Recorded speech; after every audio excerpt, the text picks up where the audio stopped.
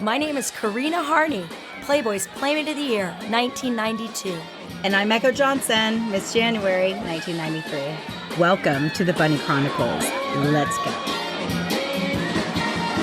So Andy Schreiber was with Playboy Entertainment from 1991 to 2001 and made his way up to Vice President of International Home Entertainment. But I loved when you told me that he started at Playboy as a temp. I did in 91. I had been working in ad sales for radio and television syndicated programs. Okay. And I got laid off early in 1991, working for a show that our biggest advertiser was the U.S. Army. Okay. And when the first Iraq War happened, I had to learn the hard way that when there's any kind of a war like that, the armed services stop advertising because it's considered bad taste to be advertising. Okay. So we had this big show, the most expensive show that this company had produced, and like 50% of the ads were for the Army. Mm-hmm. And a month before the show, the war broke out, and they pulled out. So half the revenue was gone. I got laid off. I was like, what am I going to do? I'm depressed. I went through this whole thing. And somebody said, just get any kind of work, it'll be good for you, and, put it out in the universe that you're available, kind of thing. Yeah. So I was just really good. I was always a good typist. I learned typing in high school. Right. One of the few boys who took typing. Best class I ever took in high school. Yeah. Most useful skill, more than, algebra, geometry, anything. Touch typing. Absolutely. The best. At that time it was Lotus, not Excel, but, spreadsheets. I was good at all that stuff. I said, I'm just going to go work as a temp. At least, that way it'll be flexible if I want to go on job interviews for another real job, etc. So I signed up with a temp agency. And I remember getting a call one morning, like a week or so after I had, done the interview and tests and all that. Got a call at like 8 a.m, and it said it was Lane Revell Temp Agency. They said, would you have a moral issue working for Play? They said, well, we had somebody lined up to take this temp assignment at Playboy, and she called us this morning and said that she decided she's not comfortable morally. I said, I am. I'll do it. Can you be there in an hour? And at the time I was living, not far from the offices. I said, sure. So I showed up an hour later at Playboy in the international TV and video department. They needed somebody just helping, like filing and coordinating stuff and organizing. And I was there for like a week. I thought, this is really fun here. People are really nice. I like the whole environment. And I went to the woman who was VP of that area. I brought my resume. I have been around for a while. I would love to come work here, like permanently. And it took about 6 months of negotiating and all that, but eventually I got a job. Yeah. It was great. It was such a nice environment. They hired me. I was making like 40% less than I had been making before. International TV and home video. So Tony Lynn. Yeah, Tony Lynn. So I'd go to Cannes Film Festival. Yeah. I'd go to MeFed. They did a whole thing at VSDA with, I don't know how many Playmates, 40 maybe, all in matching. Remember, I brought my sister and brother-in-law to one of those big Wet and Wild parties, and my brother-in-law thought this was like the best. A lot of celebrity. I was on the surfboard with Tawny Cable and Pia Reyes.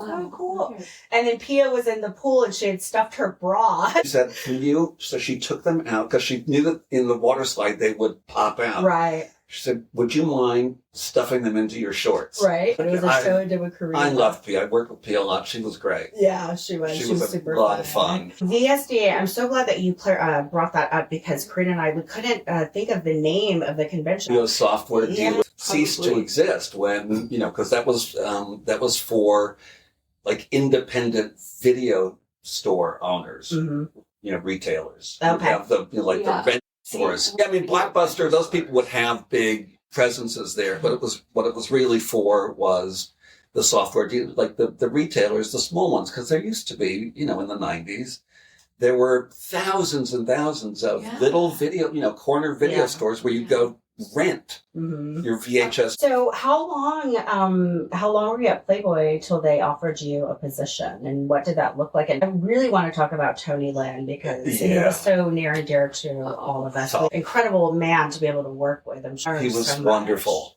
It took about 6 months to get this kind of junior sales position. Okay. And then I just kind of climbed my way up. The big shift happened in 1993 after I'd been there 2 years. Mm-hmm. So I was working closely with Suzanne, who was head of international. At that time, when they first hired me, she was TV and video, but that was growing. So they hired somebody else to handle the international TV, and then Suzanne was just video. She was VP of. Every year, Christy, we would do the annual kind of budget forecast, right? Mm-hmm. So Christy would say, okay, you did, I don't know, pick a number, $2 million in business last year. This year, you have to increase that by 15%. So you need to do, $2,300,000, whatever. So Christy had come to us and said, this is your number you have to meet next year. And Suzanne and I sat down and we looked at what was available to us. Because at the time, we were just selling the Playmate videos. Okay. The Playmate calendar and the, Playmate of the Year video. And there would So it's pretty limited then. There would be like 10 or 12 videos a year. A couple of like sex guide kind of videos, whatever, some fantasy kind of videos. So there are only so many countries and only so many videos a year that, so we looked at it and said, there's no way to meet this number. I remember when we started, some Latin American markets were just opening up, some Asian markets were just opening up, some Eastern European markets were just opening up. So we figured, we said, there's no way to make these numbers. So Suzanne said, go figure it out. And there was, at the time, a pretty considerable library of older That's what I was going to say. material. The library was there just waiting for somebody to get into.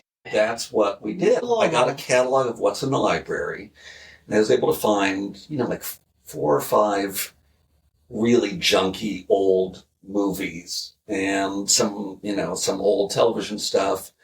And then there was some short form programming. Uh-huh. I remember 3 pilots, half-hour pilots of shows that never got picked up, but were produced. Uh-huh. And there was a lot of short 8 to 12 minute videos that had been shot for one reason or another for television, right?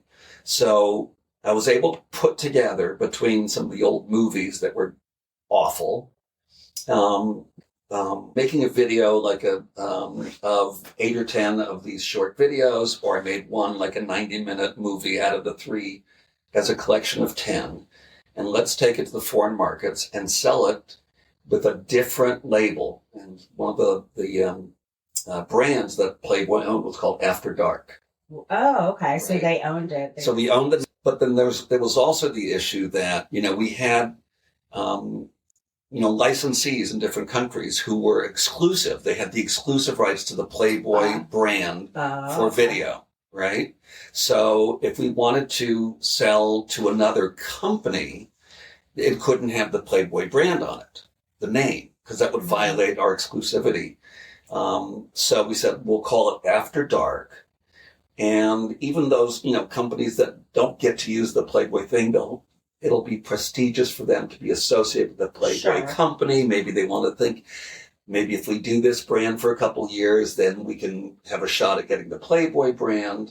Did he have trademark After Dark because of his TV show, Playboy After Dark? I don't know, like the order of what came first, but After Dark was trademarked. So we went to Tony, because I'd done all the research. I'd said, this is going to cost some money to fix this stuff up. There's some music licenses that have to be cleared or replaced.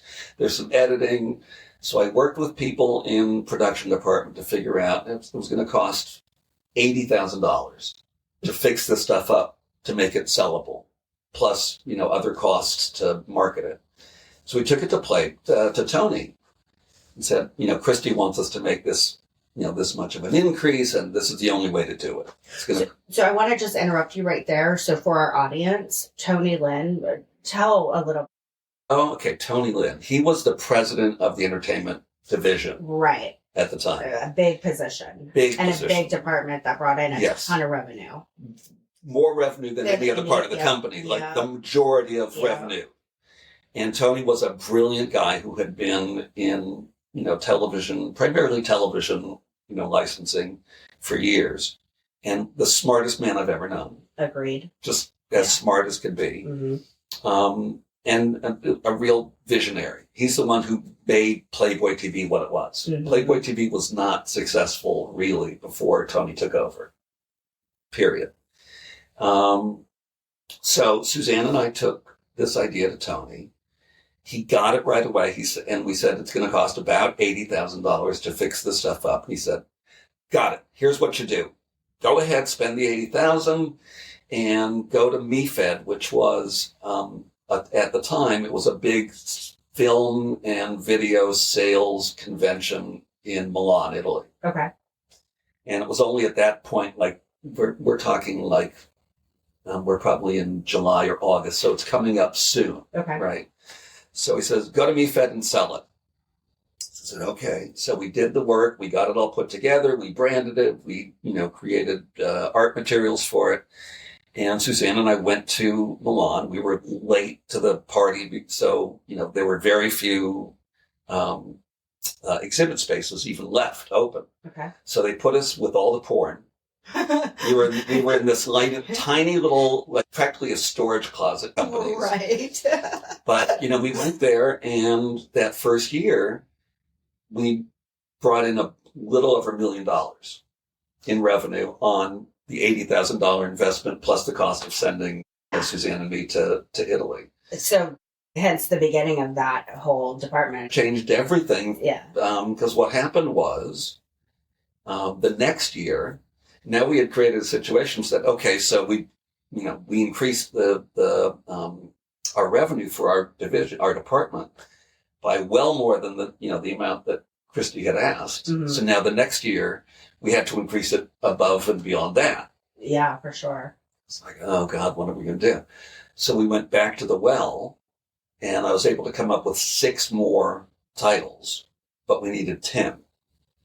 So we went to Tony, and that was kind of the start of them producing these kind of $300,000 movies that they would do with co-productions. They're very softcore. So a guy named Mark Bruder and a guy named Mark Greenberg both had production companies, and they would actually do the production as a co-production with Playboy. They would go on the channel. And then those first 4, that second year that we were doing this, those first 4 rounded out our second, slate for the next year. And then after that, there was nothing left in the library. So then it became 10 brand new movies a year that we would sell.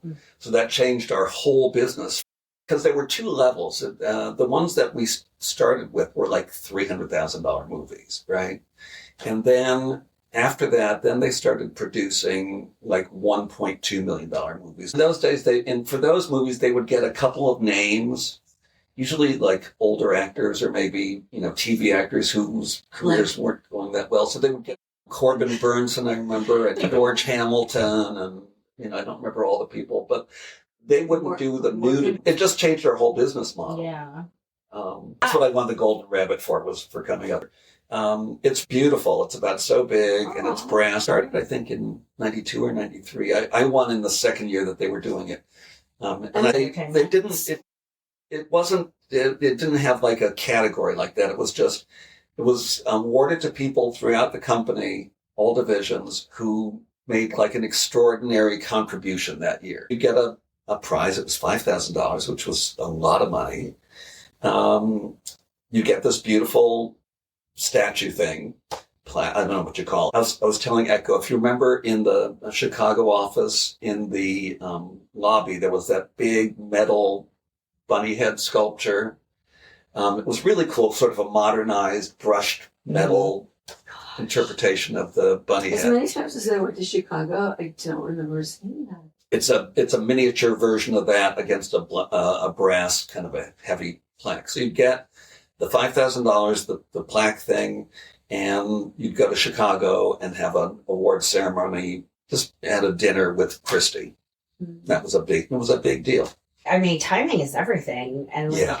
when you got in to your temp position at Playboy, like who knew that they were going to create this whole department? That's so awesome that you were there at that time. My timing was great. Yeah, and be a part of that. It was out of panic because what are we going to do? Christie wants this much more money and we can't produce it without some crazy new idea.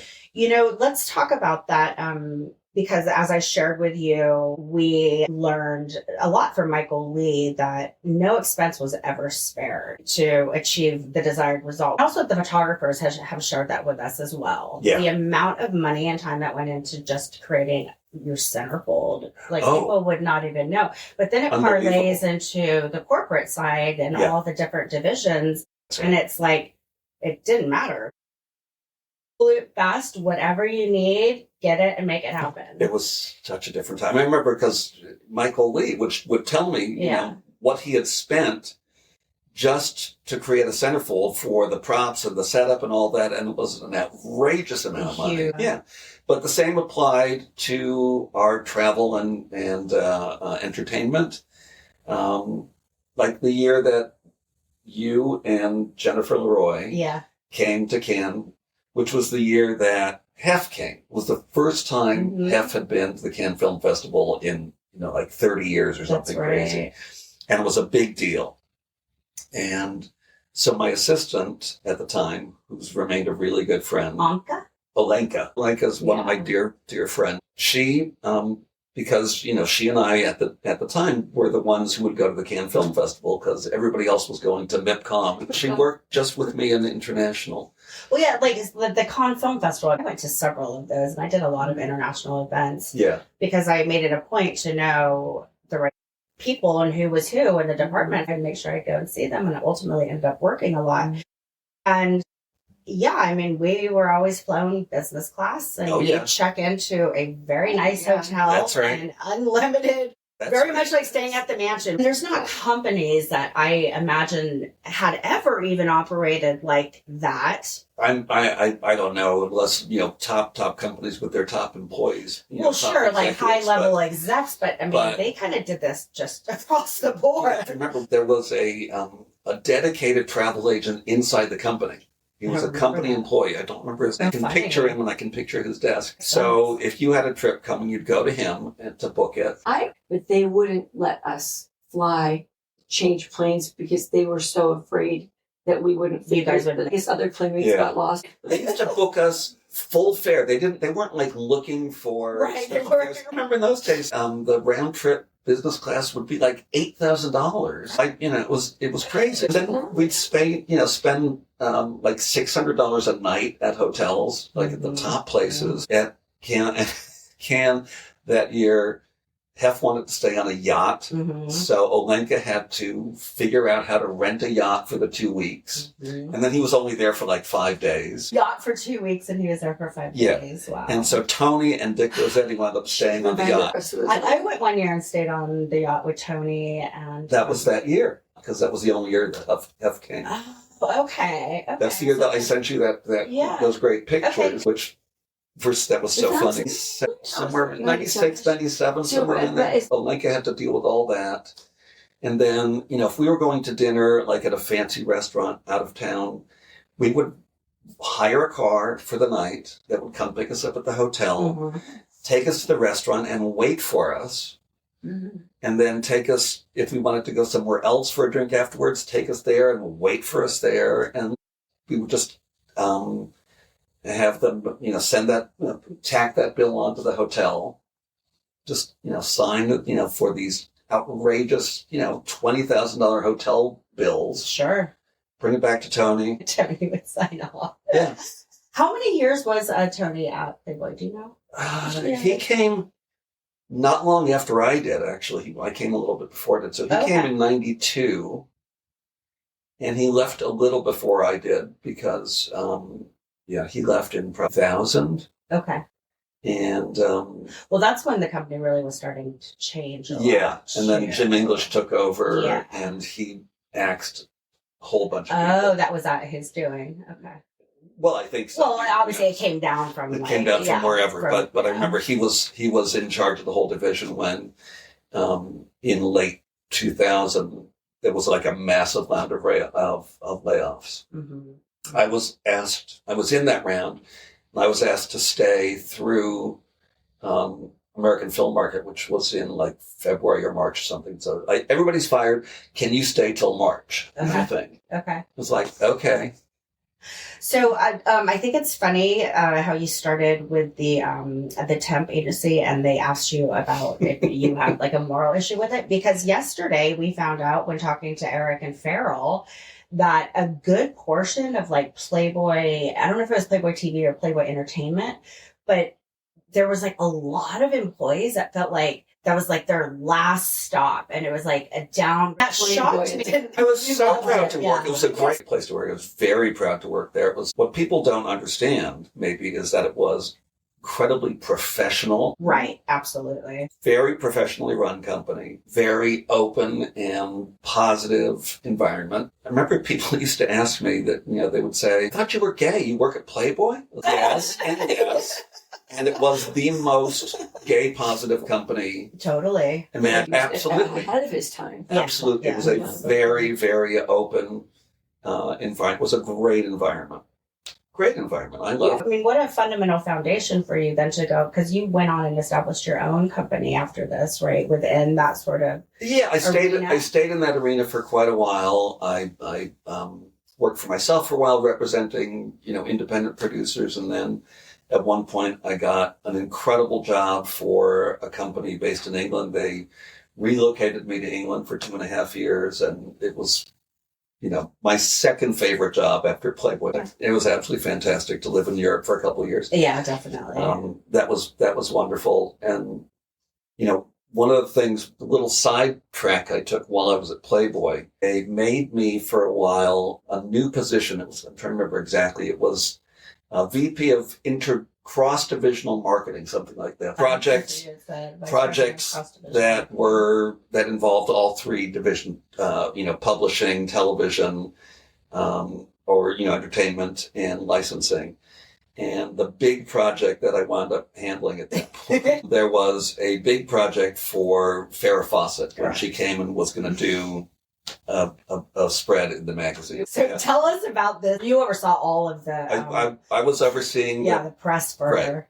The amount of money they had to spend on that. I mean, it kind of went endless because she didn't really have the time. So I had just done... I just coordinated the Playboy Entertainment's first separate website, because, there was still Playboy.com, but the entertainment division decided it wanted its own separate website. Right, so I had led that and gotten that off the ground. So I said, we need to create a website just for this project. And I came up with the name, which I think about it now, it's like, what were you thinking? It's so stupid. We called it Faradice. Faradice. It was called Faradice.com, and we created that and did a whole website on it. So I became kind of the point of contact for Farrah with the whole thing. And so I was on the phone with Farrah all the time. She brought me a big box, or did I go to her house? I forget if I brought, anyway, she gave me a big box of pictures, including all these, like childhood pictures, things that had never been published before. I got them all professionally scanned and put onto the website and all that. So she was, at one point, she was calling me like 5-6 times a day. I bet. And she was going through a lot in her personal life. I don't want to speak to it all because it would be like third-hand gossip, and I don't want to do that. She was battling her own demons. Yeah. We'll just say that. Yes. And are we all, though? And somebody in her life who was a demon, and I'm not going to say his name. So she would call me up, like crying. And she'd talk about, the argument she'd had with this person or the other person on the production. And she'd say, "You're the only person I can talk to." Oh, no, you were her ear. Was she arguing with everyone on set? Yes. Well, I wasn't on set. So I was just like, He was coordinating everything in Right. the background. so until at one point she got upset with me. Something, she thought I wasn't giving her pictures. Something. She Do had we some. know who the photographer was on it? I don't. It was Stephen. Wait I don't remember. It was a gorgeous photograph. Yeah. That with the gold paint and everything. Yeah, wait a There are second. those beautiful Mylar posters, which I should have saved because I have like 100 of them, and I should have saved a few, and I didn't. And then she just decided that I was the devil. She totally had to flip it. She flipped the script on you. She flipped the script on me. So at one point, I had gone out to lunch or something, and she apparently went into my office Looking for you. looking for me and looking for her pictures. And so she found, I had all of her pictures in a box, in a folder. She took that, but then she was like going through my desk, apparently. Oh, wow. And the security guard came and said, what's going on here? And she closed the door. On the locked security? it. Yeah. And so Jeff Janest had to come. Jeff Janest had to come and get her, like, Farrah, you really need to get out of Andy's office. Yeah. And then she just stopped talking to me because she said, you're whatever. And I felt bad because she was not stuff, and there was some stuff missing, but nothing like power bars kind of thing. Like, She was hungry. fine. If Farrah wanted my power bar, she could have my power bar. That's funny. So, I felt bad how because she was messed up. yeah, she wasn't fine. She was dealing with battling a lot. Yeah. How long was that project? I mean, wasn't it like a year? Close to a year. Yeah. The promotional tour and the pay-per-view special. My job kind of ended once all the production was done and all the marketing for it. Yeah. At which point then she became more Dick Rossetti's problem. Yeah. Yeah, she kind of bopped around each person having to deal with If her. you talk to Dick, I'm sure he'll have a lot to say too. I know, I'd love to have him on the show. That's funny. I would throw 2 parties a year, the one at the film festival and one at American Film Market here in LA. And they gave me a budget of $40,000 for each party. Who gives you a budget of $40,000 to throw a party? You don't. Nobody does that anymore. It's unheard of. Yeah. Sounds like Playmates should have had a shopping allowance. Well, if you were his girlfriend, you did. That's a different job. That's an entirely different job. But yeah, $40,000 in like 1996 would be like $60,000. Gosh, that's so wild. Those pictures I sent you from Mhm. Cannes, you and Jennifer are just in beautiful dresses. Mm-hmm. Yeah. Yeah, that's just good. Look the part. Look the part. And Look the part. and Represent the company. if you remember this, when those pictures were taken, it was so funny. We were walking. There's to dinner. paparazzi, right? On the side. Well, they were sort of pretending to be paparazzi and acting like paparazzi. yes. So you're walking down the main. And they make you buy it. That's right. What happened? The main drag there in Cannes is called the Croisette. Yeah. Runs along the beachfront, and fancy shops and all that. So these guys come around, pose for us, like they're paparazzi. And I was so excited. Paparazzi. Yeah. And you think, and you get all, and then they hand you a card and said, starting tomorrow at this address, you can buy the picture. So like, okay, yeah, whatever. Yeah. But then the next day, Olenka and I were walking to work to the big convention hall called the Palais des Festivals, where where the steps are, with the red carpet. Right? Yeah, but that's also where the exhibit spaces are, where you're holding your meetings. So we're walking, and we just happened to walk past the little storefront where they were selling pictures that these fake paparazzi had taken them the day before. So we just said, well, let's go in and let's just see. And the pictures were great. Yeah, they were. They were great pictures. And I don't remember what they cost. It wasn't, a whole lot. And I said, I'm buying these. These are great. Yeah, because I do have, so that one that you sent me, I don't know that I have a copy of that one, but I have a picture just of me. And I don't know if...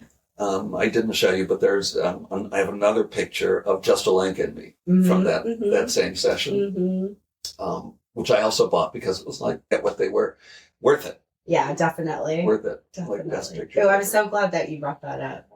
Yeah. Yeah. Those were I just, remember that vividly. that was just so much fun. We had the best time of those trips. Yeah. I think a lot of people assume that a centerfold just poses, and then that's it for us with Playboy. Where in fact, you can be a career playmate. Well, they ran that, as a very professional modeling agency, Mm-hmm. and for those of us, who were running departments or that sort of thing, who periodically we would have an event coming where it was part of sort of the presentation, the Playboy way to have these, have a presence and you'd have some playmates there to be sort of brand ambassadors, right? Right. Yeah. And you learned really quickly that among the group of active playmates who were actively doing that kind of work, you learned who were really good to work with, Mm-hmm. who were reliable. And okay, I know you've heard this. I'm almost embarrassed to use this phrase, but I'm sure you've heard it before a million times. We used to say that somebody would give good playmate. I love that. Give good playmate, which meant that they were just really good at it. They knew how to And set the tone of the party. Yeah, it was. Are you going to show up looking glamorous and have a great attitude and be friendly and be able to converse with? I can tell you stories about some playmates who got drunk. Stories. And I had to tend to, but even more importantly, in a way, you would get clients who would get out of hand. I think one of them too was doing cartwheels in the lobby. But I remember there was one party, the party I was telling you about earlier, at the restaurant in Westwood, which was a big deal party. We had hired a fairly famous singer who had, Lainey Kazan, who had been the headliner at the Playboy Club in Century City for many years and actually ran the booking to where it was called Lainey's Room. Okay. She's a, famous singer and actress, and she came and sang a few songs, and it was a big deal party. And we had, 5 or 6 playmates there. I thought you were there that night, maybe not. And one of the playmates was Victoria Silvstedt. Mm-hmm. What a sweetheart she was. A big, sweet, tall sweetheart. She's at this party, and they also tell you, as somebody who's hired playmates for your event, that you're responsible to make sure that they're treated well by whoever. So there she is at this party, and it's before kind of dinner and before the entertainment. She's standing at the bar talking to this older gentleman, and he's getting a little inappropriate. And he keeps kind of, reaching over and putting his hands on her. And I see this, and I look over it, and I catch her eye. It's like, do you need me to come? Mm-hmm. And she's like, I've got this. And what she did, it was genius. She was so good. And, I looked at her and he would be doing this, and she never broke eye contact with him and never broke the smile. She's smiling and listening, and she would just take his hand off of her while she's talking and listening, and he'd go and it was never really horrible. I found a letter from Bill Farley. It was a reprimand to all the playmates after that had happened, because I literally have kept every single letter I ever got from Playboy and all my pay stubs and whatnot. And so I came across that recently, and I had shared it with Victoria Fuller because she brought it up, and I was like, oh, I have that reprimand letter. And then I wrote something back going, yes, me and my fellow playmates, we have just been appalled by the behavior of some of these new girls. They are not up to par at all. You know what? 90+% of the playmates I worked with were fantastic. Yeah, I love it. So what are you up to these days now? For the last 10 years, I was building a couple of internet companies, a vitamin company and a coffee company and a company that makes little nut butter snacks. But I've stepped down from those roles now, and I'm working on what's next. I'm not even sure. I'm taking a little time off. Yeah. And Nothing wrong with that. And it's, we were talking before you had come down, how it's so interesting how you can always reinvent yourself throughout the decades of your life. Getting up there in the years. I'll be 70 in 2 years. Were you? Yes, which is just Handsome dad. no, but it's like I don't, that's why I stepped down after 10 years, building these companies, and had a great time doing it, very successful at it. It's taxing. It's very taxing. And it's like, okay, I need to take a breath. I'm thinking about relocating possibly to Europe. So we're going to be in Spain, I'm going to get south of France. Nice. As a place to live. But exactly, that's if you live in any of those places, like, where do I want to go for the weekend? I'll go to Paris for the weekend. It's an hour, by plane kind of thing. Yeah, I'm down for that. I definitely see myself doing that later in life. And I have a European passport now, so I can move to Europe as easily, as moving to Arizona. That's kind of where I am now. Relaxation after building a company for 10 years stage. Well, rightfully so, and well deserved, Andy. I'm so happy to see you. Thank you so much for coming on the show. Totally my pleasure. It was great. I haven't seen you in years. I know. It's been a really long time. That's been my favorite part about this, is just reconnecting with our Playboy family. Yeah, and it really was a family. I agree. And I think Hef set the tone for the whole company for that, that combination of professionalism and fun, and work with him a lot. I didn't know him well, but I certainly, met with him, I don't know how many times. And he was always just a pleasure. He was kind of, first time it's kind of weird. And even though that this is what to expect, the first time I went to the mansion for a meeting with him, we would meet in the dining room, big giant dining room. And he comes in, in the pajamas and bathrobe, silk robe. And that's like, okay, this is a little weird, but completely professional, completely, it makes you feel at ease and home and right to business. Yeah. And just, I have, he's going to be kind and smart and professional and a gentleman. A lot of people would say, it's like, oh, you girls were just objectified. And it's like, no, that's not at all. He respected women. Yeah. He absolutely respected them. If you want to get into bed, cool. If you did it, cool. It's all good. He was very respectful of women. And as you said, there was a time when, you didn't think that women had their own kind of sexual agency, and that was not what he was about. He was about, women have every right to sexual agency as men. Mm-hmm. He was revolutionary in that way. I love it. Yeah. Well, that's a perfect segue into then the two questions that we always end the show with. So, 3 words that define Hugh Hefner to you. Gentleman. Mm-hmm. Brilliant. Kind. Very good. All right. Second question. Had you had the opportunity to see or say anything to Hef before he passed, what would you have said? Oh, that's a really good question. I would have said, thank you for being a role model and for your tremendous philanthropy. Yeah, the philanthropic endeavors were massive. I don't think many people know that we wouldn't still have the Hollywood sign if it weren't for him. I have nothing but admiration for him, truly. Yeah. Wonderful. Well, thank you so much. Thank you. It's really fun. Lovely to see you and excited to share this with our audience. I'm looking forward to seeing it myself. Yeah. That's a wrap.